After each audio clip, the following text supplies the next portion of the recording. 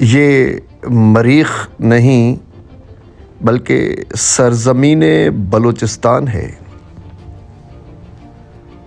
دوستو، بلوچستان پاکستان کا سب سے بڑا صوبہ ہے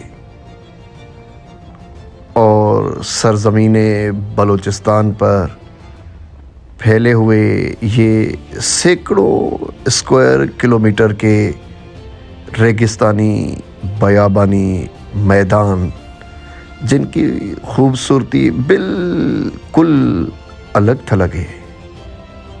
عجیب و غریب ان میدانوں میں بائک رائڈ کا مزہ ہی کچھ اور ہوتا ہے۔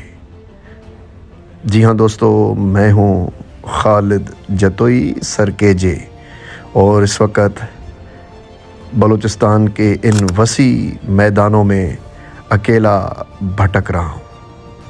مجھے پانی کی تلاش ہے، اور صرف پانی نہیں بلکہ مجھے ساحل سمندر کی تلاش ہے کہ کاش ان وسیع ریگستانی اور بنجر میدانوں کے پاس کوئی خوبصورت مقام آ جائے اور اس خوبصورت مقام پر سمندر کنارے میں کیمپ لگا سکوں اور پھر سمندر کی لہروں سے لطف اندوز ہو سکوں۔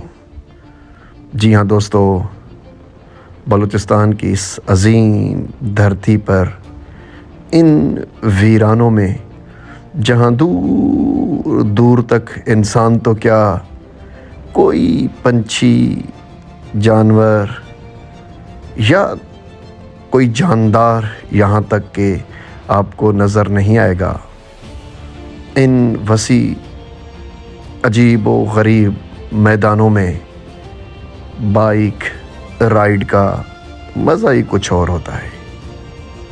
جی ہاں دوستو، یہ ایک راستہ بنا ہوا ہے جس پر شاید میں اسی امید سے آگے جا رہا ہوں کہ کہیں نہ کہیں کوئی آبادی یا میٹھے پانی کا کوئی سورس یا پھر ساحل سمندر آ جائے گا اور میں وہاں پر رات کو کیمپنگ کر سکوں گا۔ یہاں پر انٹرنیٹ تو دور کی بات، کوئی سگنل تک نہیں، اور میں اکیلا ان بنجر بیابانوں میں، کہیں پر براؤن کلر کی یہ مٹی تو کہیں سفید رنگ کے خوبصورت ریگستان، کہیں براؤن کلر کی ایک میٹھی سی سوائل، تو کہیں ریت کے چھوٹے موٹے ٹیلے، ان کے بیچ اگر پانی مل جائے تو کیا ہی غنیمت ہے۔ اب یہاں پر مجھے ریت کافی تنگ کر رہی ہے، لیکن ایک آسرا ضرور ہے کہ کہیں نہ کہیں ساحل سمندر ضرور ملے گا، اور کئی سال بنا ہوا یہ پرانا راستہ جو کہ انتہائی خطرناک ہے، اس ریتیلی سرزمین میں اور اس گرمی میں بائک رائڈ کافی تھکا دینے والا ہے۔ یہ ریگستان کسی خوبصورت ساحل کی طرف اشارہ کرتا ہے، اور ویسے بھی دوستو کہا جاتا ہے کہ راستے جتنے مشکل ہوں گے، منزلیں اتنی ہی خوبصورت ہوں گی۔ میں یہ دیکھنا چاہتا ہوں کہ یہ خطرناک بنجر عجیب و غریب راستہ ان میدانوں میں سے آخر اس کی منزل کیسی ہوگی؟ کیا یہ راستہ ساحل سمندر جاتا ہے؟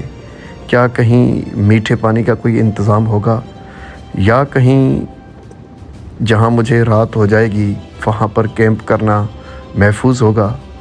یہ وہ سوال ہیں جن کی تلاش میں اس ایڈونچر پر نکلا ہوں۔ اور زندگی کا شاید مزہ اسی ایڈونچر میں ہے۔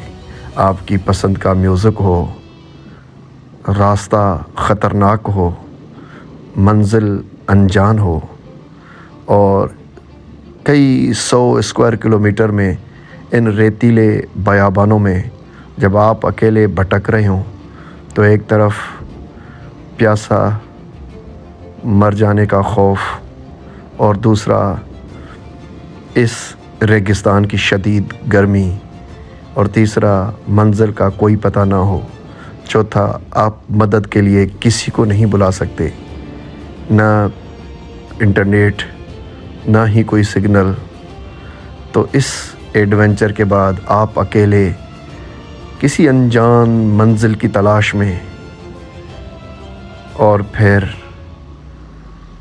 اگر کہیں کوئی حادثہ ہو جائے تو بھی آپ کے ساتھ کوئی ساتھی نہ ہو، مزہ ہی کچھ اور ہے۔ آپ کے خیال میں شاید ہم کوئی سرفرے ہیں، لیکن ہم تو کہتے ہیں کہ زندگی اسٹارٹ ہی ایڈونچر کے بعد ہوتی ہے۔ بائک رک گئی، میں نے تھوڑا سا سانس لیا، کیونکہ مسلسل ریت میں بائک کے ساتھ ٹانگیں بھی چلانی پڑتی ہیں، شدید گرمی، اور پھر بائک کا سیفٹی سوٹ بھی پہنا ہوا ہے جو کہ کافی گرم ہوتا ہے، اور پھر آگے چلتے جانا، چلتے جانا، چلتے رہنا۔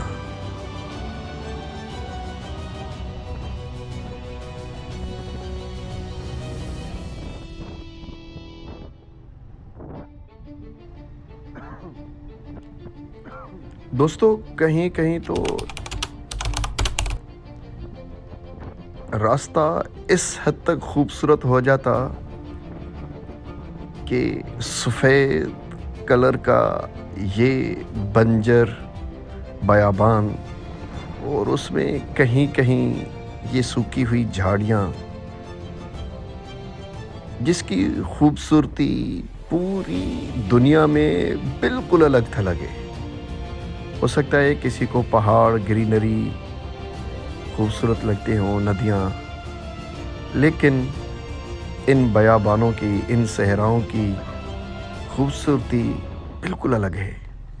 اور یہاں زندہ رہنے کی جو اسٹرگل ہے، یہاں کوئی جاندار مل جائے، زندگی کی جو تلاش ہے، شاید اسی کا نام زندگی ہے۔ اور جب آپ اکیلے بنا کسی سہارے کے ان وسیع میدانوں میں سفر کرتے ہیں اور کہیں پھنس جاتے ہیں جہاں ہمت بھی آپ کو روک دیتی ہے، ہار جاتے ہیں، ہمت، حوصلے پست پڑ جاتے ہیں، ان وسیع میدانوں میں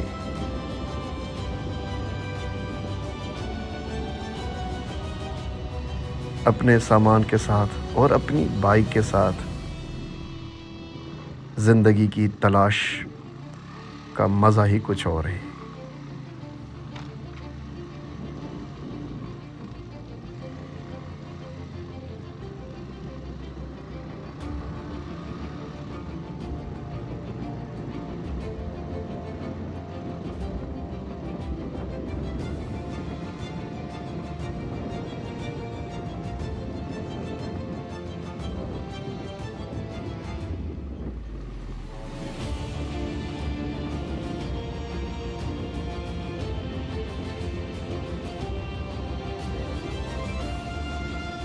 دوستو، میں نے سنا ہے کہ یہ راستہ بلوچستان کی سب سے خوبصورت ساحل اور بیچ پر جاتا ہے۔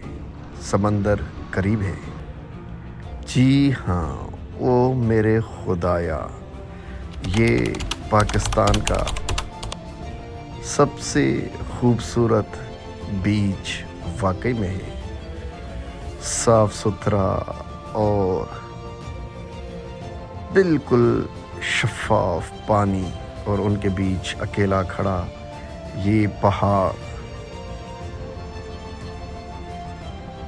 نیلے پانی کے اس سمندری جگہ اور اس میں کھڑے اس بجھی کو ساحل کی میں کیا تعریف کروں۔ یہاں کیمپ لگانا انتہائی ضروری ہے، رات اسٹے کرنا پڑے گا اور پھر صبح واپسی۔ بجھی کہتے ہیں پانی کے شپ کو اور کو کہتے ہیں پہاڑ کو۔ ایسا شپ نما بحری جہاز نما پہاڑ جو سمندر میں اکیلا کھڑا ہو، اس لیے شاید اس ساحل کا نام بجھی کوہ رکھا گیا ہے۔ جی ہاں دوستو، سنہری رنگ کی خوبصورت یہ ریت اور یہاں سینکڑوں کی تعداد میں چھوٹی چھوٹی کیوز، گفائیں، غاریں اور پھر یہ ساحل جس کی خوبصورتی کمال کی ہے۔ شام کا وقت ہے، رات رہتے ہیں، مچھلی یہاں سے شکار کر کے پکا کر کھاتے ہیں اور پھر صبح واپسی۔ مجھے دیجیے اجازت، سرکیجے خالد جتوئی پاکستان کی اس طرح کی انوکھی لوکیشن سے پھر حاضر ہوگا۔ اللہ حافظ۔